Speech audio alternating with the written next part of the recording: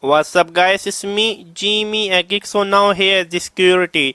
Go to the setting on your Note 10 on the EMUI 8, click the security.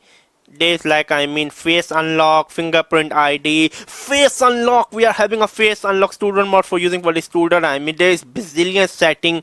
I love Huawei EMUI. Again, Huawei is not paying me. Huawei never invited me to any of their press conference or their event. Do not be a bad Huawei. Huawei, I am from Hong Kong. I can go to China like 2 and 3 times a day with absolutely no problem. You can invite me in future if you want, okay? So this is the setting. Personally, I like the app lock. App lock, you can easily lock some of the apps, so maybe your spouse could not find out what you are doing. It was me, Jimmy. Subscribe.